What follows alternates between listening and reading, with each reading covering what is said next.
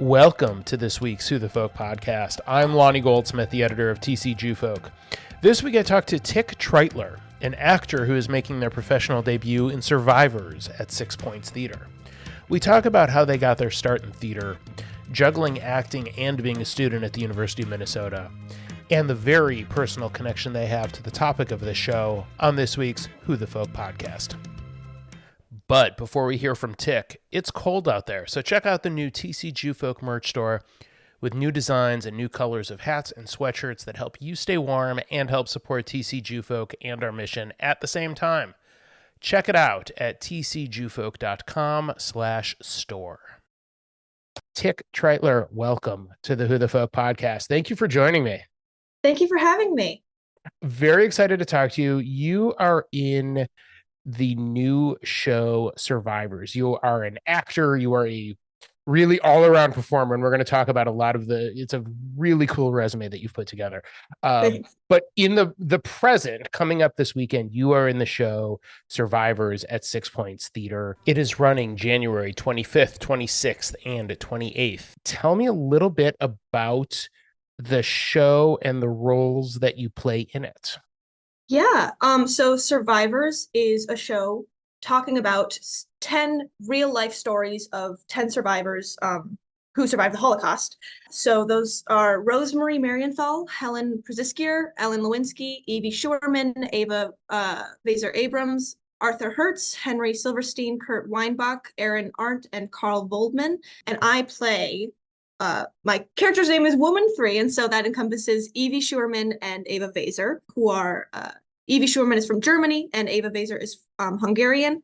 And I basically go, it's like a big Mod Podge of their stories. So we weave in and out of whose narrative it is. And it's really, really interestingly done. And there's a lot of times where we break out of the story mold and directly address the audience and that sort of thing. It's a very educational piece without being, too showy. So it's a lot of work and it's a lot of really, really good and interesting work as an actor to balance that for an audience. It sounds like, in part because of the topic, mostly very intense show. Yes. Yeah, very much so. You've got a pretty varied history in the theater, and we can talk about plenty of those later, but like this is it feels a little bit different than some of your, what else is on your resume? Oh, absolutely. Yeah, this is my first professional play that I've ever done. And while I didn't know, we didn't have the script in auditions, I did my research about the show and I immediately knew I wanted to do this project just because of my own personal experience, my own connection to the Holocaust and how I want to be telling this story. And yeah, and I've done Jewish stories for quite a while now. I did falsettos and that sort of thing. And but yeah, this one I stood out for sure. What is some of your history, your own personal history around the Holocaust and sort of this topic generally that it really stood out to you? Yeah. So my grandparents, Grandpa Leo Treitler and grandmother Mary Frank, are both Holocaust survivors. They were in Germany during the beginning and were able to escape on the Kindertransport since they were young enough at the time to London. And then eventually they now live in New York. So they immigrated to the United States after the war. Okay. Yeah. It's fascinating. So obviously really, really personal. Yes, very story. Much. This hits a little differently for you. Yeah. So you mentioned your first professional play. You've got a whole other resume of other, acting. What makes this different than the other jobs you have? Well, I'm a musical theater person. I really, if I want to go down the rabbit hole of how I got into the musical theater industry. Let's go.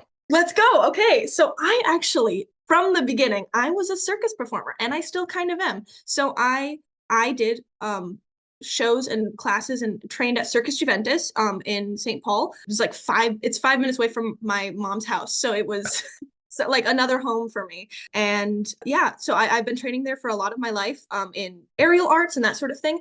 And then during quarantine, my friends persuaded me to do theater at school. So I did my first show in ninth grade, which was 12th night. And then I was like, oh, this is fun. I played viola. I was like, Okay. this is cool. Also, like gender. Yeah. um, uh, uh, and then I saw an audition posting for Pippin at the emerging professional ensemble in Eden Prairie at PIM, the Performing Arts High School. Okay. Um, and and I auditioned for it because it's about circus. And I was like, oh, I didn't even know it was a musical. And so I sent them like a picture of me doing the splits and a video of me doing a handstand. And then they were like, play the little boy. And so from that moment on, I played Theo and Pippin. That was my first ever like out of school, like first musical role. And it was still to this day one of the best experiences of my life. It was an outdoor production. Um, and from that moment on, I kind of knew that that's what I wanted to do with my life. Yeah. So Yeah. I mean, in that time of quarantine, having an outdoor production like that was pretty clutch. It's the way to do it. Oh, absolutely. And then I mean, Pippin outside though, it was pretty magical. Like we did morning glow as the sun was setting in the evening. Oh, It that's was, cool. yeah. And I mean, to go back to sort of where you started with Circus Juventus, if like free plug for them, if people haven't been to see a show there, we've been once. It is unbelievably cool. Yes, they do not get enough attention. I No. mean, Circus Juventus is like, and the people you see on stage are like 12 to like 20. Like it is the most condensed amount of talent in the Twin Cities, and I highly recommend. They're doing spring shows, summer shows, winter shows every year. They just did Higgy Holiday. And then this coming spring, they're doing their spring celebration show. And this summer, they're doing, oh, I don't think I can say, but Okay, they're, don't say them. I won't, I'm not in it. I was in the last summer show, which was Excalibur, which was another highlight of my entire life. It's so much talent and Oh so yeah. much fun, and it's so much fun. And it has just been named the one, I think one of two Circus Juventus or Cirque du Soleil next gen training schools. So it is now Wow. partnering with Cirque du Soleil. Yeah. So if you didn't even think it was cool now, like now if you know circus, you know Cirque du Soleil, and I highly Yes. recommend. Yeah. No, I knew it was cool before, but this like definitely amplifies it a Yes. little bit. Okay, so you talked about these sort of high school things you were doing during quarantine. You're just in college now, right? Yeah. So It's insane. Yeah. is insane is probably a good word. How do you find the time to balance your college class load and work, in that realm with your acting career? Yeah, great question. I am in the acting BFA at the U of M. And so it is, yeah, a heavy load program. And there's something in my personality where I just allow myself to do the most. So, so it's a lot of work and it's a lot of figuring out when and where I can be, where I need to be. Um, and what prioritizing and that sort of thing. So I just know I can't take on too much for school and I can't take on too much for performing. So I mean it's a limited run, and so just as long as you have the like, it's been great since I've been on winter break. So I've had the time to do all of my research and all of my preparation for the show in that span of time, so that once we hit school, it'll be pretty okay. And it'll be early enough into the semester that hopefully it's not too onerous for you. Yeah, yeah. I mean, knock on wood though. No, obviously. Look, I mean, Yeah. let's if all goes well, I should Yeah. say. I mean, I did a show in the fall semester as well. And so it's been okay. Yeah, yeah. It's I love keeping busy. It's my favorite. It's what I want to do with my life. So if I have the opportunity to do it, I really want to take that opportunity. Sure. No, that makes sense. And like being in a BFA acting program, Yeah. when you have the opportunity to act, professionally, either in musical theater or as in a play out in the broader Minnesota community, which is a phenomenal theater community, Yeah. I would like to think, hopefully, that the professors and the school would be understanding of that. Ah, Hopefully. man. Yeah, I don't want to get too political. It all depends. There's negotiation to be had Sure. and understandings to be reached. Yeah, Okay. that's all I really want to say. Yeah, That was delicately handled. Well done. thank you. So one of the other, recent show you mentioned falsettos, Yeah. um, where we talked to one of the stars of the show, Serena Brooke, which was fantastic. And Mhm. I have a friend whose son was in the show and heard Sam. nothing. Yep, Sam, and heard nothing but amazing things Mhm. about it. You were also actually with Sam in another show, An American Tale, the musical at Yeah. Children's Theater.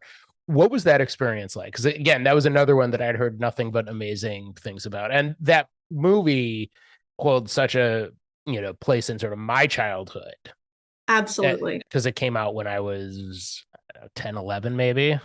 Yeah.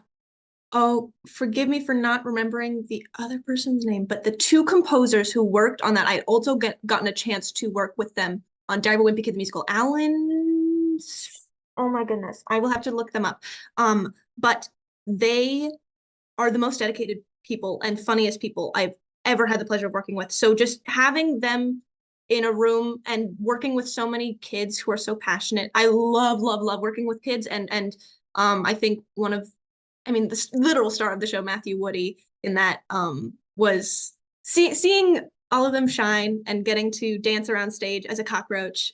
Highlight, highlight. And so I had been cast in that show the summer before last summer. So we had done two Yes.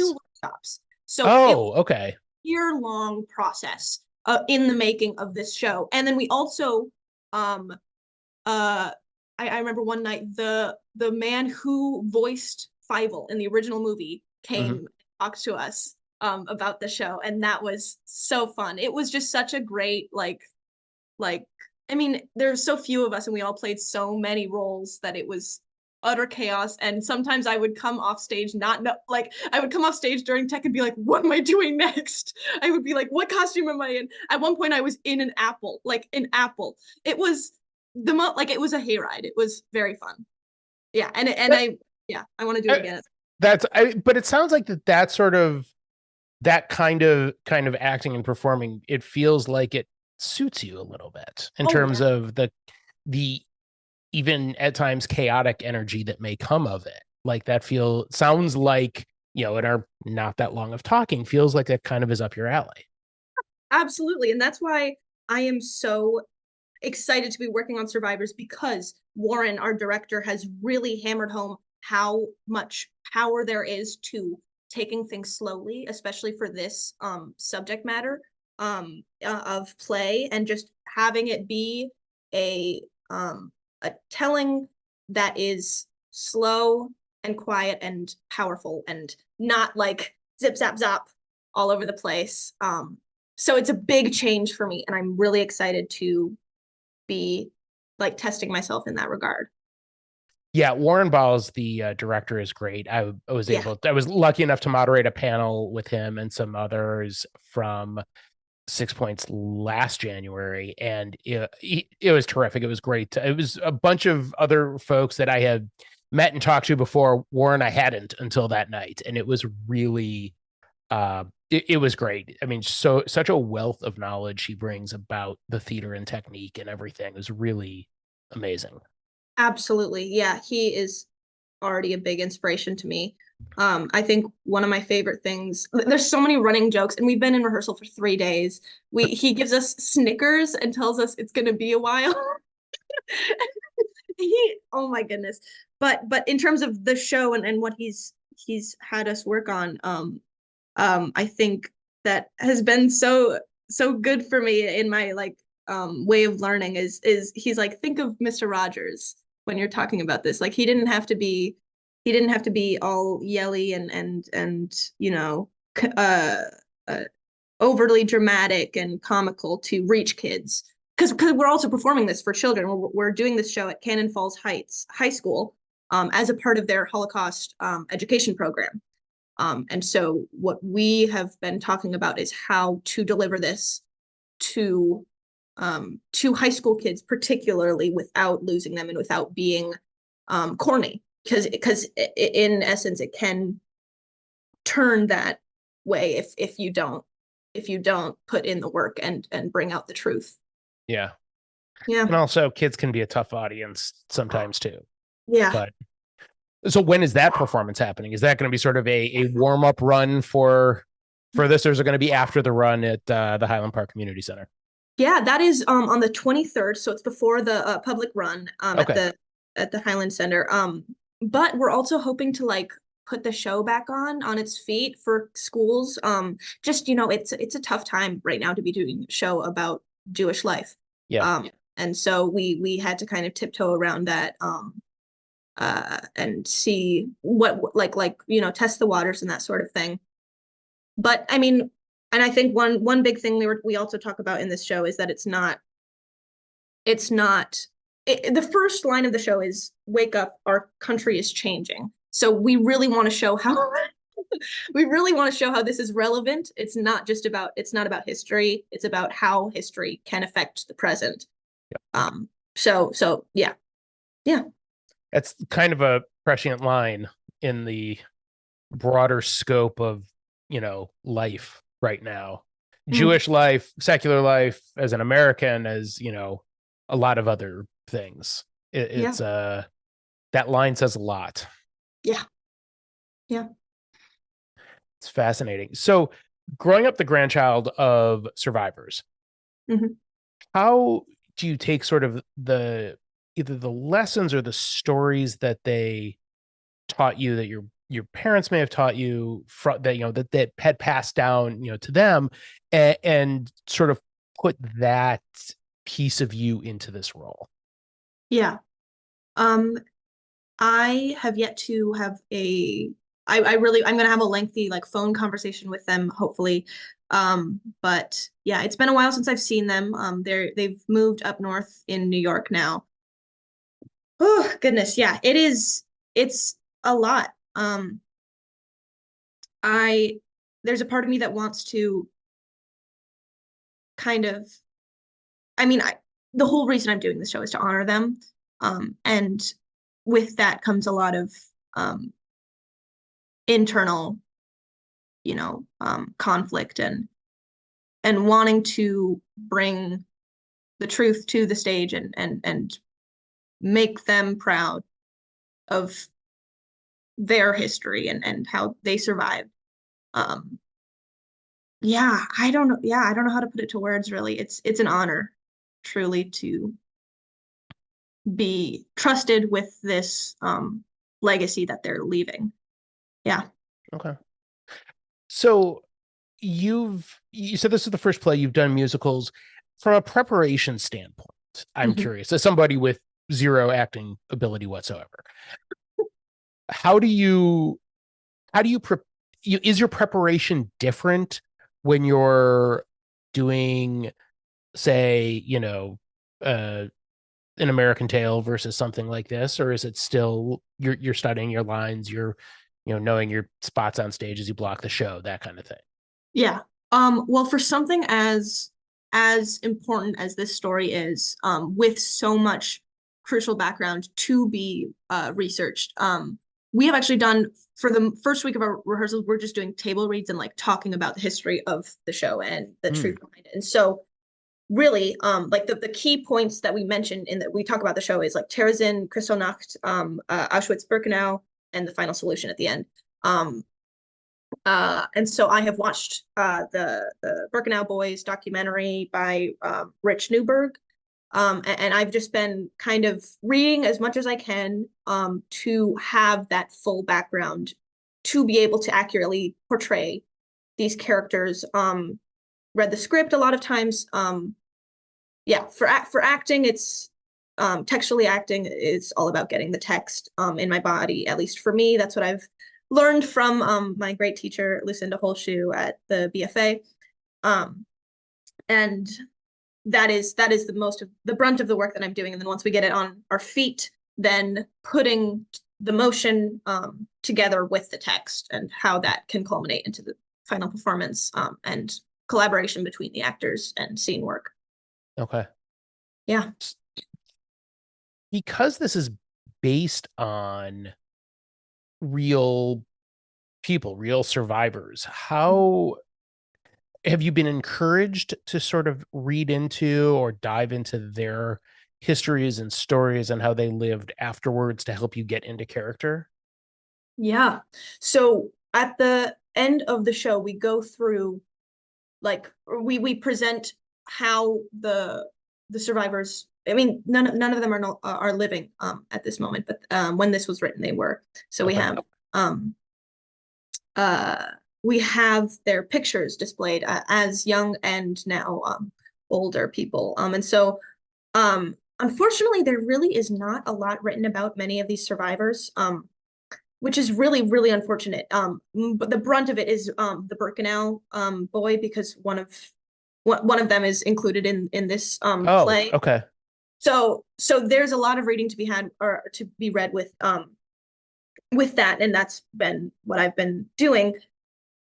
For our other characters, there are short video interviews that we have. So I've watched uh Ava Vezer's interviews. Okay. Which detail her like verbatim, like what she uh experiences in the show. And as an older woman, retelling that and reminiscing. Yeah, I mean it's important to it's not something about like, oh, I don't want to watch this performance. Like it's not like I don't want to watch the recording of Hamilton so that I don't get inspired by their performance. Like I want to be able to be faithful to who these real people are. No, absolutely. And I think especially when you're portraying real people who went through what they went through. Yeah. Like you want to be as faithful to not you don't want to be just faithful to the script. I think there's a responsibility beyond that, Oh, absolutely. Yeah. which Yeah. feels And probably different than a lot of shows. yeah. And something that's interesting, when this show was first put on, it was in New York, and that was earlier when I think there were at least half of these survivors were still or their families came and saw the show. Okay. Oh. And so they yeah, I Oh. know. So that was a big point to be faithful to the characters, but there has been something that a lot of modern plays and musicals have been doing, which I love, and I think it is perfect. Just so we have a cast of people who are diverse, so not Mm. necessarily Jewish presenting, and of different genders. As I'm a non-binary person, and there are two Black people in our cast, and one Italian person. And it's great to see all of their perspectives. And in the show, we say that we're a diverse cast, but we all wanted to do this play, Mm-hmm. to tell this story. And us being a diverse cast makes it so that people in the audience are not being isolated. Like, it's not just white Jews telling this story. It's people of all backgrounds telling this story. Which I Yeah. think is really important because the Jewish community here in the Twin Cities, but generally, speaking more broadly, is very diverse. We're not all white Absolutely. presenting. We are not all, anything. We're a multi-racial, multi-ethnic community. Yeah. And so Yeah. to have that sort of cast, I think, is important and meaningful. Mm-hmm. Absolutely. Yeah. I think there was something said well in our discussion about it. If we only do but that so this was a change from the original production because of they wanted to help cater to these families who were the families of the survivors, but now we have been able to break away from that and be able to show it to a wider audience of people, which is good, and what needs to be done to be able to tell the story effectively. For sure. It's really interesting. I was looking at the survivors website, and we'll put that in the show notes. Yeah. But some of the, this was it was, Wendy Kaut, who's written a number of shows that have performed at Six Points, Mhm. was, she was commissioned to write this show, in June of 2017. And on the website, it goes on to say Survivors is not just a history play, it's a warning play. Today, anti Semitism, religious hate, racism, hate based on sexual orientation, and hate crimes continue to rise in the world and online. And I don't know when the text was updated, but again, boy, it's like like whoever wrote the website knew that this was like the cycle feels never ending. Yeah. Unfortunately. Yeah. And, which makes the timing for the timing to have this, I'm sure it was like, I know how things get scheduled. I assume it was just dumb luck that this show is scheduled now when the world for a lot of the Jewish community changed pretty dramatically, 99 days ago from when you and I are talking. Yeah. Yeah. That's quite, I mean, again, I think the timing is really interesting and fortunate to be able to, for people to be able to see the show and then have the conversations with it. Yes, absolutely. Yeah. I think you said it well yourself. Yeah. Oh, thanks. And I mean, and speaking of like the conversations to go with it, there's, with the performances, there are a lot of um post show discussions that are happening with it. How and we'll have a link to the 6 Points Theater website where you can see the different topics and buy tickets. But are you and the other cast members part of these conversations at all? From what I know, as we've discussed, we are welcome to stay for the talkbacks. We are going to be able to have questions asked to us, but the main speakers are like, I know that there's a few rabbis coming in, and other Jewish leaders coming in to talk after the show, and then we will be there for Q&A as well, from what I've been told. Yeah. Yeah, so we will have the links to those events also, because I think those are, it's always I think it's always interesting when 6 Points, with a lot of their shows, they try to have these sort of talkbacks or some sort of important discussion around of the show in the context of the world outside of the stage, and this is obviously no different. So it's really cool that they have this opportunity. Well, Tic, fascinating conversation to get to have with you. I appreciate it. But before I let you go, the last couple questions we always end on. First, what is your favorite Jewish holiday? Yeah, I would say Purim. I love me some Hamantashen. My old dad's neighborhood. He's now moved to where we live on Niles. But it was in, oh goodness, I forget the street name, but it was a bigger Jewish community, so we would give gift baskets like to each other all around the block. Sure. That was a really fun time. Yeah, that I would say for sure Purim. So you mentioned Hamantashen, so I've got to ask, what's your favorite Hamantashen flavor? I like poppy seed. I don't know. Yeah, good. Of the traditional flavors, yeah, that's my favorite. Are there, what are the like? So in our house, we make, we'll do lemon curd. We'll do cookie butter. Yeah. Ooh. Yeah, those are tasty. Is that like a Trader Joe's thing? Trader Joe's cookie butter, the name brand is the the Biscoff cookies, like Delta Flights, they do a Biscoff spread. Oh, that sounds amazing. It's delicious. Oh. Yeah, you want to try that. That's good. Yeah. Stuff.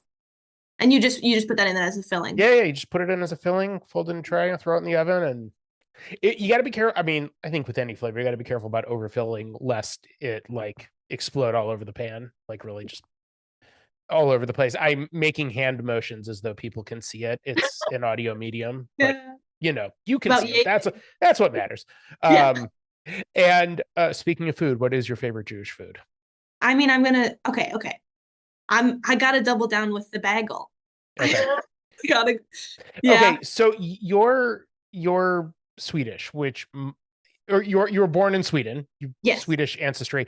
I will at least I would like to sort of make that the reason you say bagel instead of bagel. Mm-hmm. Do you want to go with that? Yeah, I will. I have no I don't get up in arms about it. When I say bagel, other people get up in arms about it. That's right. That's So- true. It's really just so us. It's everyone else. Yeah. I just go, I meant no harm. That's fair. Yeah. Do you have a Yeah. particular flavor that you like? I like a good everything bagel. Oh. That's okay. Listen, you do you. That's all right. Okay. Yeah. I've grown accustomed to these at my time in the dorm at the U of M. They have these raisin bagels, which are very good for a midnight snack. Well, Tic Treitler, thank you so much for coming on. I appreciate it. We will have all of the information for tickets and where you can read more and learn more about the talkbacks for survivors that Six Points Theater is putting on at the Highland Park Community Center coming up this weekend. Thank you so much for the time. I appreciate talking to you.